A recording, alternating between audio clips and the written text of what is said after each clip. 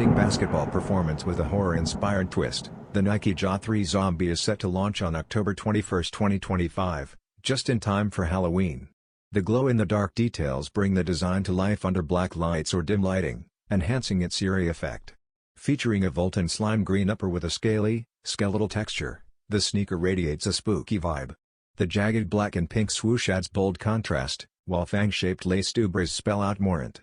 Ja Morant's signature logo appears on the tongue, and his 12 jersey number is stitched into the heel. Zombie-themed insoles and graffiti-style zombie lettering further the haunted aesthetic. Brown laces round out the detailed look. Retailing at $140 for men's sizes, this terrifyingly stylish sneaker will also come in full family sizing. Available via select retailers and Nike.com, the Ja 3 Zombie makes a ghoulishly perfect addition to your Halloween look, or your sneaker rotation.